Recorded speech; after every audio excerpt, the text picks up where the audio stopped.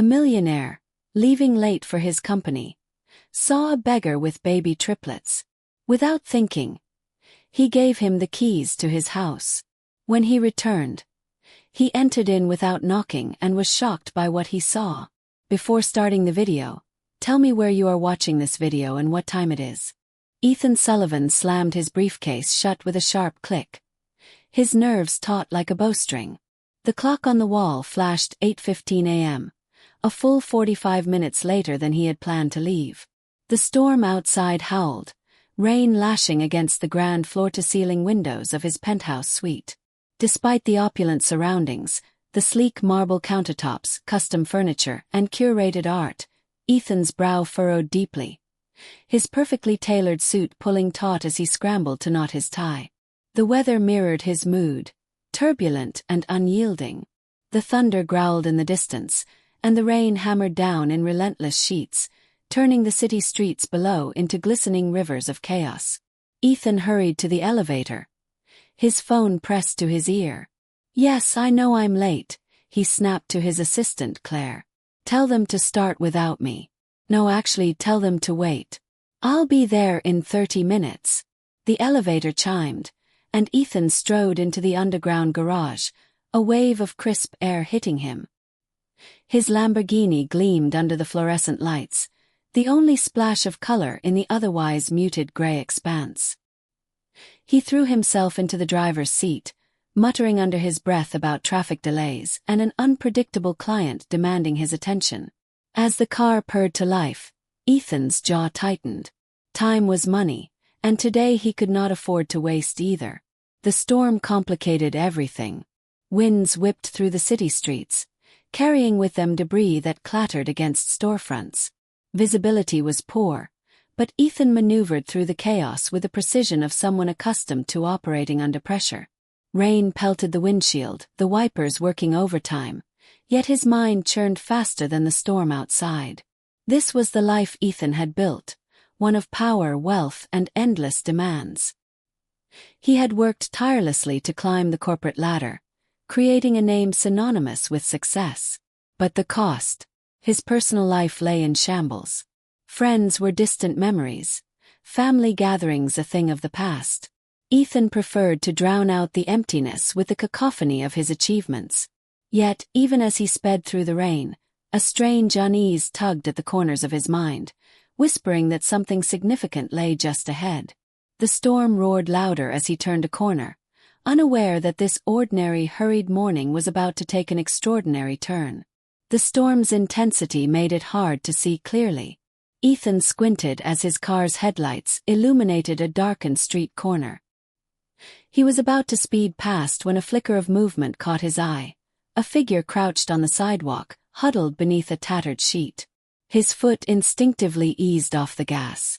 Beneath the makeshift shelter was a man, thin, disheveled, and soaked to the bone. He clung to the sheet, shielding 3 tiny forms nestled against his chest. A closer look revealed they were infants, their cries faint but heart-wrenching, barely audible over the roar of the storm.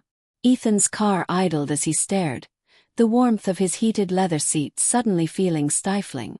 The man's face, gaunt, weathered, and etched with exhaustion, turned upward briefly, his eyes meeting Ethan's. It wasn't anger or expectation in his gaze, but a raw, unfiltered plea for help. His lips moved, forming words that the rain swallowed whole, but his expression spoke volumes. He was at the end of his rope. Ethan tightened his grip on the steering wheel, conflicted. He had appointments to keep and a reputation to maintain. Yet the sight before him was impossible to ignore. The infants were barely dressed, their tiny arms peeking out from damp, patched blankets. One of them let out a sharp wail, prompting the man, Sam, to shift, his movements protective but desperate. The storm seemed to close in, the world narrowing to just this moment. Ethan's thoughts swirled. He had seen poverty before, of course, but always from a safe distance. A statistic in a report, a fleeting sight from his office window. This was different. This was real, immediate, and uncomfortably close. He rolled down his window slightly, the rain's chill invading the car. "Hey," he called out, his voice unsteady. "What are you doing out here with those kids?" The man hesitated, eyes darting between Ethan and the street as if unsure whether to trust him. "Nowhere else to go," he finally answered, his voice hoarse. "Please, they're cold, hungry." Ethan's chest tightened. He didn't know this man, didn't owe him anything. But in that instant, the weight of his wealth and resources felt heavier than ever. His gaze dropped to the triplets, whose small, trembling forms seemed to melt away the last of his reservations. "Stay there," Ethan said, his voice firmer now. He reached for his phone, dialing his driver to meet them. A plan was forming, one that would send shockwaves through his carefully ordered life. Ethan stepped out of the car, the rain instantly soaking through his tailored suit. The cold stabbed at his skin, but he barely noticed as he approached the man and his small family. Up close, the scene was even more heartbreaking.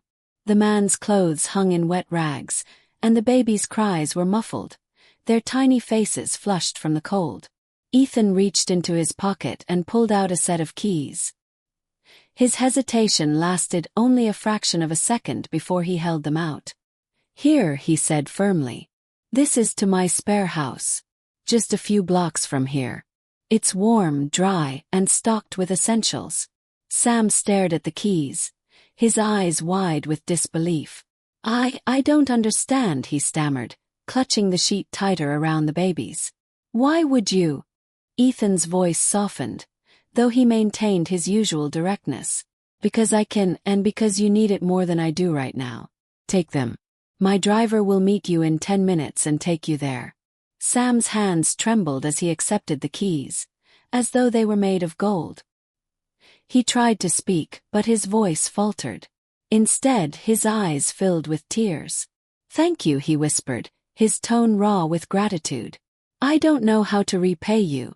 "You don't need to," Ethan replied quickly, uncomfortable with the sentiment. He glanced at the babies again, their cries subsiding slightly as they huddled against Sam. "Just take care of them. That's enough." Ethan pulled his phone from his pocket and tapped a quick message to his driver. The storm continued to rage, but he barely noticed as he returned to his car. As he pulled back into traffic, a strange mixture of emotions churned within him. Relief, yes, but also a pang of curiosity and unease. What had just compelled him to act so impulsively? He wasn't known for rash decisions, especially ones that involved handing over his property to a complete stranger. But there was something about the way Sam had looked at him, something so familiar yet so distant, that he couldn't ignore. The sound of rain filled the silence as Ethan drove off, his thoughts lingering on the small family he had just helped.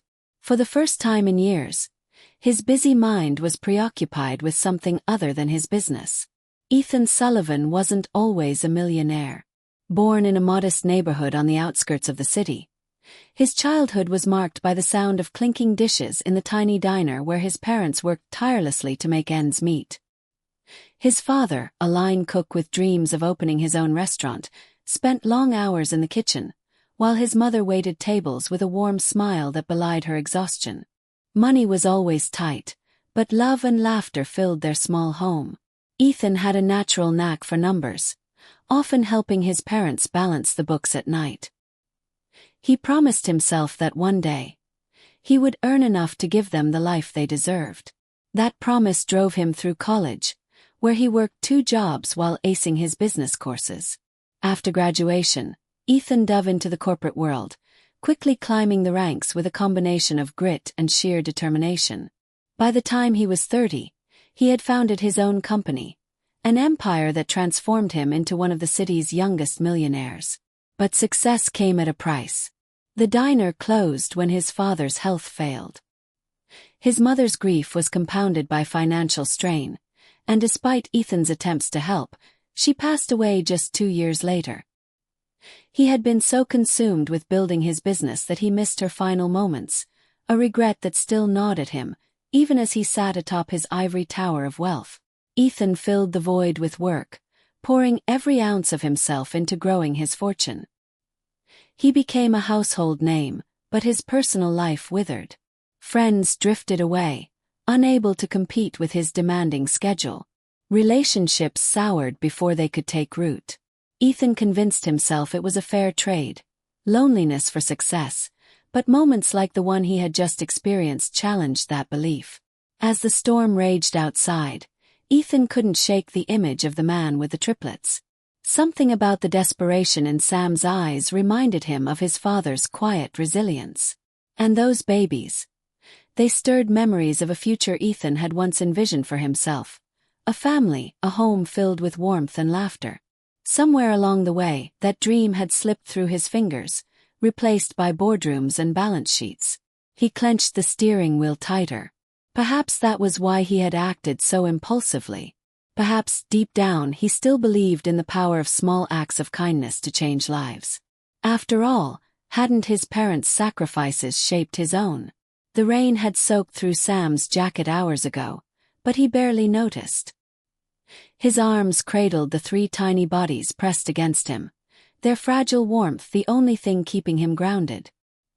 He adjusted the tattered sheet over them, shielding their faces from the relentless downpour. The storm matched the chaos of his life, unforgiving and inescapable. Just a year ago, his world had been entirely different. Sam had worked as a mechanic, his hands calloused from long hours under the hoods of cars. It wasn't glamorous, but it was steady, and he loved coming home to his partner, Emily, who always greeted him with a smile and a warm meal. They had dreamed of a small house outside the city, a place where their children could grow up surrounded by love. That dream crumbled when Emily left. The news of triplets had been a surprise, but Sam had embraced it with joy, vowing to do whatever it took to provide for his growing family. Emily, however, had grown distant, the weight of their financial struggles driving a wedge between them. One morning she packed her things and left, leaving Sam a note that said, "I can't do this anymore. I'm sorry." Sam had been sorry too, but he hadn't had time to grieve. With 3 mouths to feed and no one to lean on, he threw himself into his work, juggling odd jobs when the mechanic shop couldn't offer enough hours. But when his landlord raised the rent, everything fell apart. He lost their apartment, and with nowhere else to turn, he found himself on the streets, fighting to keep his children safe and fed. The past few weeks had been the hardest of his life. Every day was a battle against hunger, cold, and the gnawing fear that he might fail his kids. He had swallowed his pride long ago, begging strangers for spare change, enduring their looks of pity, or worse, disgust. When Ethan approached him, Sam had braced himself for more of the same. The man's suit and car screamed privilege, and Sam had expected either indifference or a lecture about responsibility. What he hadn't expected was kindness. As he clutched the house keys, tears threatened to spill. This stranger had given him something he hadn't dared to hope for in months. A chance. Sam looked down at his babies, their cries softening, and made a silent promise. He would repay this kindness no matter what it took. Ethan had barely finished his second coffee of the day when his phone buzzed on the desk. The morning's meeting had been salvaged despite his late arrival, and he had quickly slipped back into the rhythm of deals, presentations, and deadlines. Yet, as his assistant handed him a stack of documents, Ethan found his mind wandering to the events of that stormy morning. He shook the thought away. He had done his part, he told himself. Sam and the triplets were probably settling into the house now, grateful for the roof over their heads. It wasn't like Ethan to dwell on personal gestures. His focus was always on the next move, the next goal. The buzz of his phone broke through his thoughts again. This time, the caller ID displayed a name that rarely popped up. Margaret, his housekeeper for the spare property. "Margaret," Ethan greeted, a note of surprise in his voice. "Everything all right?" There was a pause on the other end, followed by a hesitant reply. "Mr. Sullivan, I thought I should let you know. There's been some activity at the spare house." Ethan frowned. "Activity? What kind of activity?" "Well," Margaret continued, her voice uneasy, "I stopped by this afternoon to check on things as usual. But the place looks completely different. There are people there, and it seems like they've made themselves at home." Ethan leaned back in his chair, his brow furrowing. People, he echoed, feigning ignorance for a moment. How many? I'm not sure, Margaret admitted. I didn't go inside. But I saw children's toys scattered on the lawn, and there was cooking happening. It didn't seem like a quick stopover. Ethan's stomach tightened. He had given the keys to Sam only hours ago, and now his spare house was being described as though it had been transformed overnight.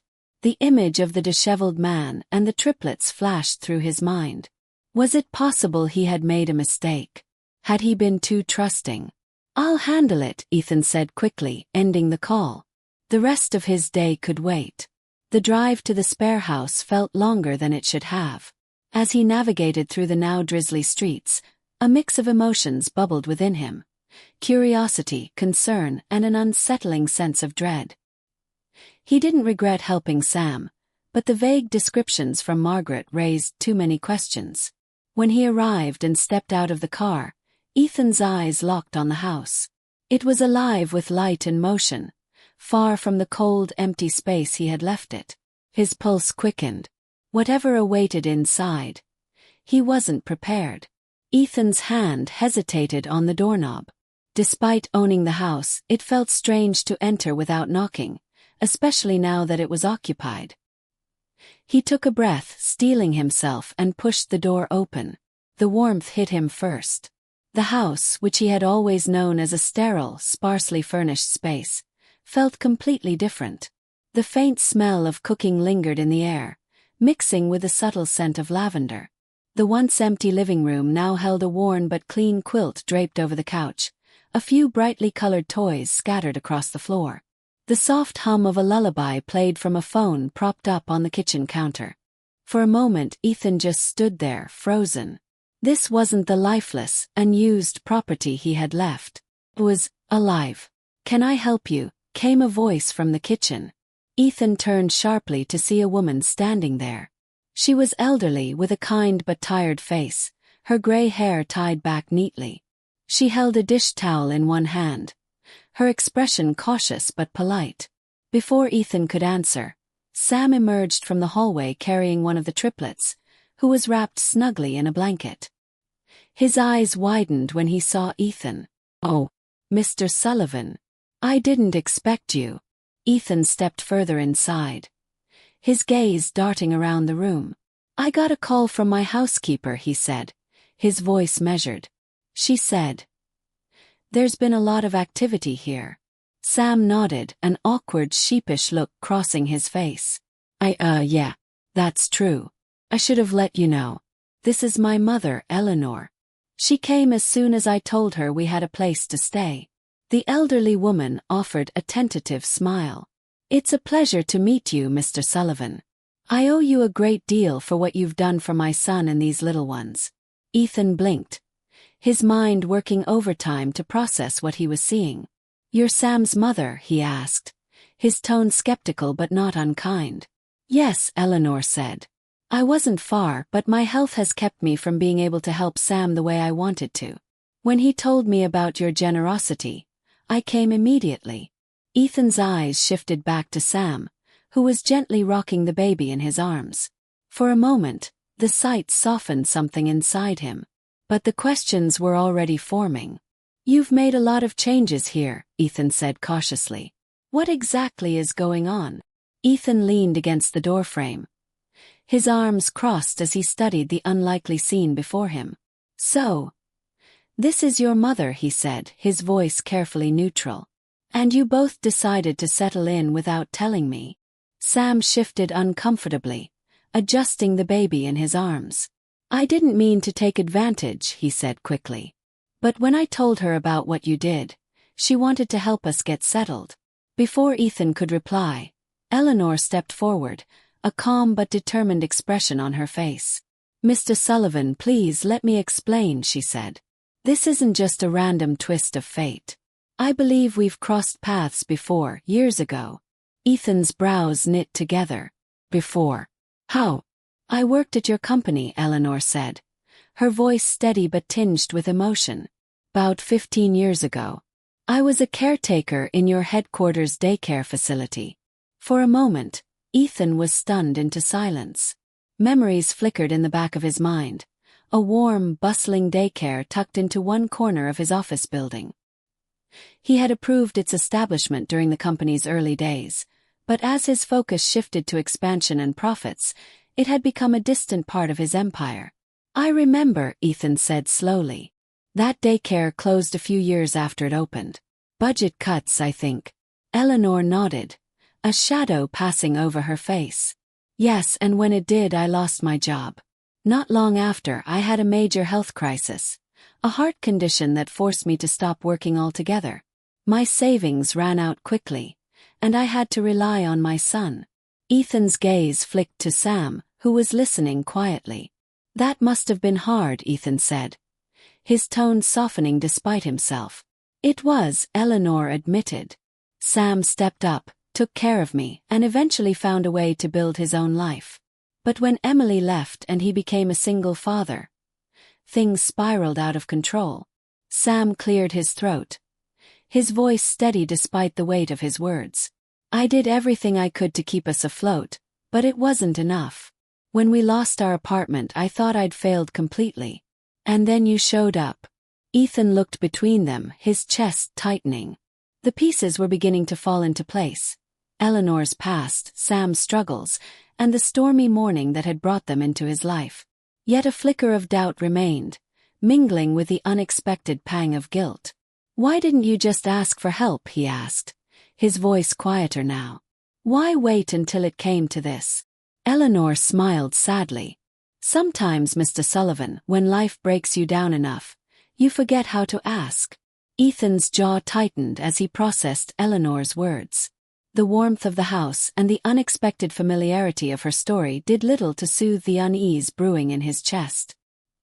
He had acted on instinct that morning, driven by something he couldn't quite name, but standing here now, he couldn't ignore the nagging question. Had he been naive? He straightened, his expression hardening. "It's a touching story," he said, his voice edged with skepticism. "But you can't blame me for wondering if this was planned. You needed a place to stay, and I just happened to be there with the keys to an empty house." Sam's face fell, his earlier gratitude now shadowed by shame. "That's not fair," he said quietly. "I didn't ask for this. You offered." Eleanor stepped forward, her tone calm but firm. "Mr. Sullivan, I understand your hesitation. A gesture like yours doesn't come without risks. But I can assure you, we had no intention of taking advantage of your kindness." Ethan frowned, his arms crossing tightly over his chest. "You've made yourselves comfortable awfully fast," he pointed out, gesturing toward the transformed living space. "It's not exactly what I expected when I handed over the keys." Eleanor's gaze didn't waver. "Comfortable," she repeated, her voice tinged with quiet defiance. "Mr. Sullivan, if this feels like comfort to you, it's because you've never lived without a roof over your head. You've never watched your child cry from hunger or held them close to keep them warm on a freezing night." Her words hit Ethan harder than he cared to admit. His eyes flicked to the triplets, one now dozing peacefully in Sam's arms while the other two played quietly on a blanket spread over the floor. Their innocence was disarming, a stark contrast to the heavy emotions filling the room. "I'm not ungrateful," Sam added, his voice steady but earnest. "You gave us a chance when no one else would. That's more than I could have hoped for. But I'll leave if you want us to. I'll figure something else out." Ethan stared at them, his thoughts swirling. It wasn't that he didn't believe their story. Every detail rang with the kind of truth that couldn't be fabricated. But the idea of someone relying on him, expecting something he wasn't sure he could give, made him uneasy. He had spent so long building walls, protecting himself from vulnerability. Could he really let them stay without questioning their motives? As the tension hung in the air, Ethan realized he was standing at a crossroads. And for once, he didn't know which path to take. Ethan paced the small living room, his footsteps echoing against the polished wood floor. The house, once an empty shell, now felt like it was brimming with stories he hadn't asked for. He cast a glance toward the triplets, their tiny giggles punctuating the tense silence. One of them reached out a chubby hand, grasping at the air, and Ethan felt a pang of something he couldn't quite name. Guilt, regret, or perhaps understanding. He stopped near the window, watching the drizzle tap lightly against the glass. Eleanor's words replayed in his mind. You've never lived without a roof over your head. She wasn't wrong, but she didn't know the whole story either. He had known struggle, though of a different kind, one born of ambition rather than survival. He thought of his parents' sacrifices, their tired smiles as they worked to give him a better life. And he thought of his own sacrifices, the friendships and family bonds he had severed in pursuit of success. The weight of his solitude pressed on him now, sharper than ever. What was the point of all his wealth if he couldn't do something meaningful with it? He turned back toward Sam and Eleanor, who were both watching him cautiously, as though waiting for a verdict. The triplets babbled on, oblivious to the tension. Look, Ethan began, his voice measured but softer than before. I don't know what I expected when I handed over those keys. But I didn't do it because I wanted something in return. I did it because it felt like the right thing to do. Sam nodded slowly, his expression still guarded. And now, he asked, do you want us to leave? Ethan hesitated for only a moment before shaking his head. No, he said firmly. You can stay for now. But this isn't permanent. I'll cover the basics while you get back on your feet. And I'll help you find work, Sam. Something stable. Relief washed over Sam's face, and even Eleanor's stoic demeanor softened. Thank you, she said quietly. You don't know what this means to us. Ethan sighed, rubbing the back of his neck. Maybe not. But I'm starting to think I should. As he looked around the room again, the warmth felt less intrusive and more welcoming. The walls he had built around himself weren't gone, but they had begun to crack, letting in the faintest glimmers of light. At first, Ethan kept his visits to the spare house brief and businesslike. He'd drop by to check in, ensuring Sam was sticking to the plan and that the house wasn't falling into disarray. But as the days turned into weeks, his brisk demeanor began to soften. Each visit lingered a little longer, the pull of the triplets' innocent curiosity and the family's quiet resilience making it harder to walk away. One evening, he arrived to find the house glowing with a warmth he hadn't experienced in years. Sam was in the kitchen cooking a modest meal, while Eleanor sat in the living room, knitting a small blanket. The triplets crawled and toddled about, their laughter ringing through the space like music. It was a scene Ethan hadn't realized he'd missed.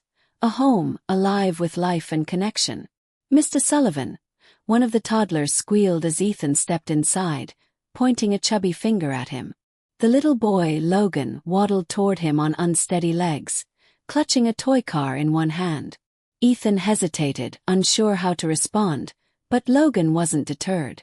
The boy held up the car, his wide eyes sparkling with excitement.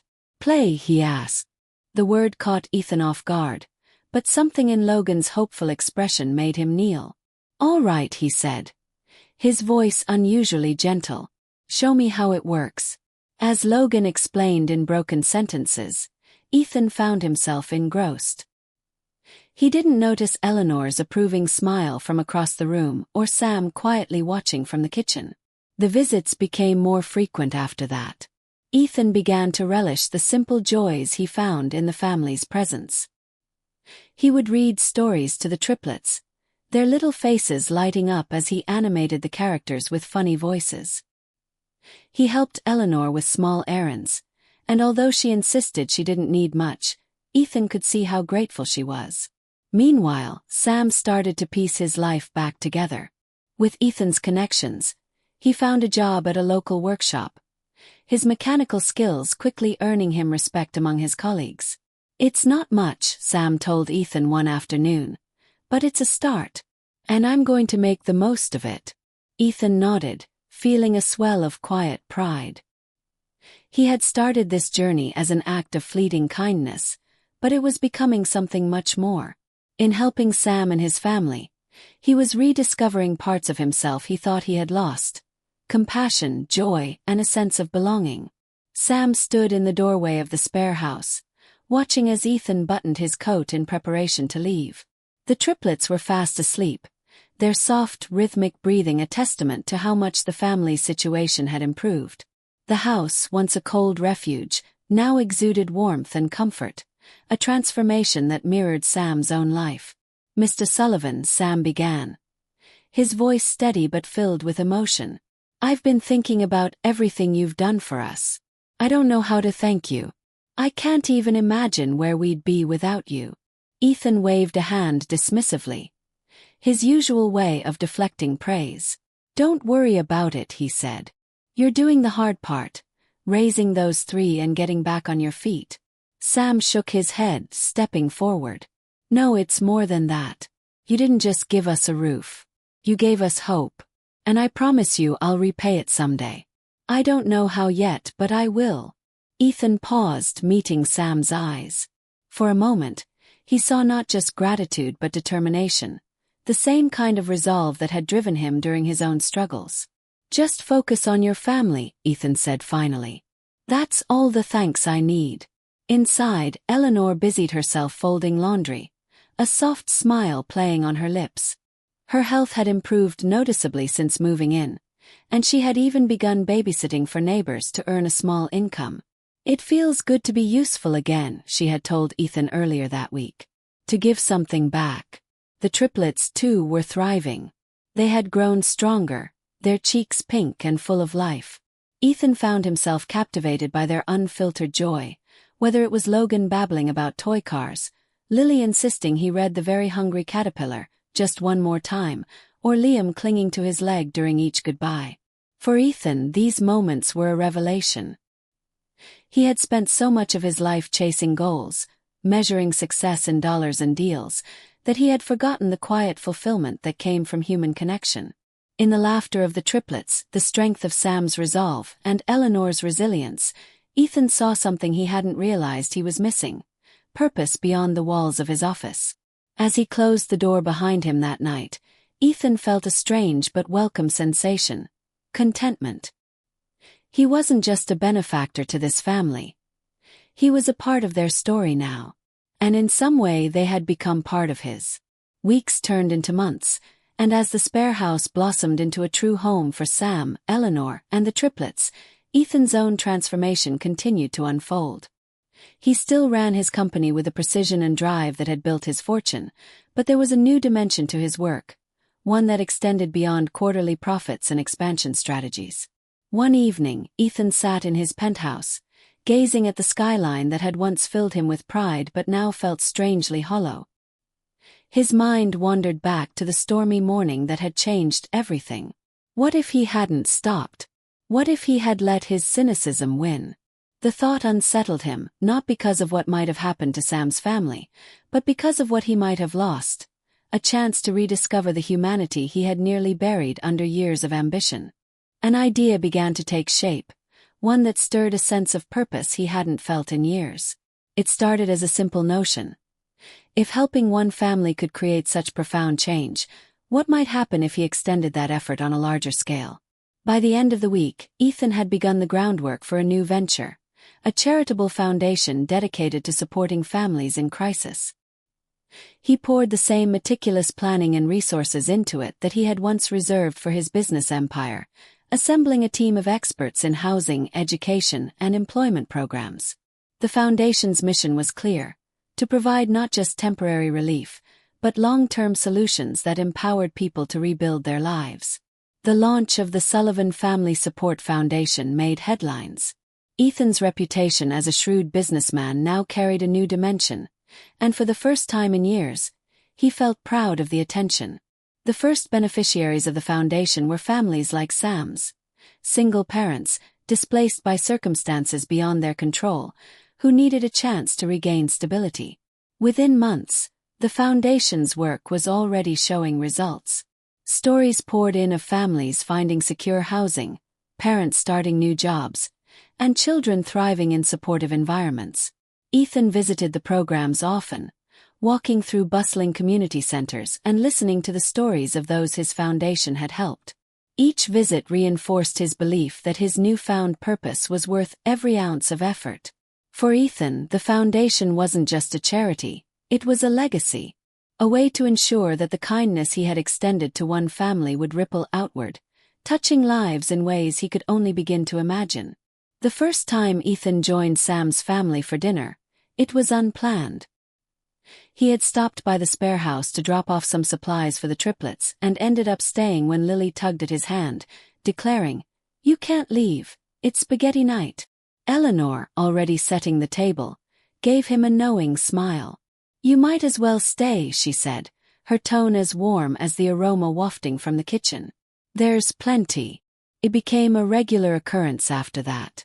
Ethan found himself drawn to the simple rhythm of family life, a stark contrast to the calculated chaos of his corporate world. There was something grounding about sitting at the table with them, sharing stories, and laughing at Logan's attempts to help clear the dishes, which usually resulted in more mess than progress. One Saturday afternoon, Ethan arrived to find the triplets bundled up in their jackets, their small faces beaming with excitement. "We're going to the park," Logan announced, bouncing on his toes. "Come with us." Ethan hesitated, glancing at Sam, who simply shrugged with a grin. "They're determined," he said. "And honestly, it'd be nice to have an extra pair of hands." At the park, Ethan found himself being pulled into their world. He pushed swings, caught Liam as he slid down the slide headfirst, and even helped Lily build a surprisingly complex sandcastle. By the end of the day, his usually pristine shoes were caked with mud, and his cheeks ached from smiling, a sensation he hadn't realized he missed. Over time, his connection with the family deepened. Sam often sought his advice on navigating his new job, and Ethan began to see him not as a charity case but as an equal, a man determined to give his children a better life. Eleanor, too, shared stories from her past, her resilience and quiet wisdom reminding Ethan of his own mother.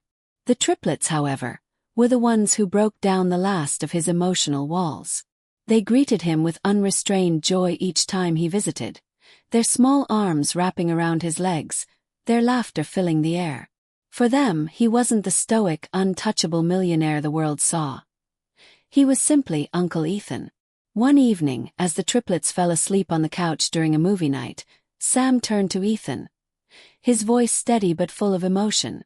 "You've given us more than a second chance," he said. "You've given us family." Ethan didn't reply immediately, his gaze on the children. For the first time in years, he felt whole. "I guess we've given that to each other," he finally said, his voice soft but sure. Ethan sat on a park bench, watching the triplets chase each other across the grass. Their laughter rose like music, carried on the breeze. Sam and Eleanor sat nearby, sharing a quiet conversation, their bond stronger than ever. Ethan took a deep breath, feeling the sun's warmth on his face. It was a simple moment, yet it carried a depth he never could have imagined months ago. His mind wandered back to that stormy morning, when he had handed over the keys to his spare house without a second thought. At the time, it had felt like an impulsive decision, a fleeting response to an unbearable sight. But now he understood it for what it truly was, the first crack in the armor he had built around himself. A moment when he let go of cynicism and opened himself to the possibility of change. That single act had transformed not only Sam's life but his own. Through his foundation, dozens of families had found hope and stability. He had heard stories of children excelling in school after years of instability, of parents who had found their footing after being given a second chance. Each success was a testament to the ripple effect of compassion, a reminder that even the smallest gestures could spark profound change. But the most unexpected transformation was within himself. The man who had once prided himself on his detachment now felt a deep connection to the world around him. For years he had measured his worth in financial gains and business accolades, but now he saw value in something far more enduring, the relationships he had built and the lives he had touched. As Logan stumbled and fell, Ethan rose instinctively, meeting the boy halfway. "You okay, buddy?" he asked, kneeling to brush dirt from Logan's tiny hands. Logan nodded, his face scrunching into a determined grin. "I'm okay, Uncle Ethan," he declared before running off to rejoin his siblings. Ethan chuckled, his heart full. It was in moments like this that he understood the true meaning of success, not in towering skyscrapers or impressive titles, but in the joy and love shared with others. As the sun dipped lower, casting the park in a golden glow, Ethan felt a quiet certainty settle over him. Life, he realized, wasn't about what you accumulated but what you gave. And in giving, he had found everything he hadn't known he was searching for.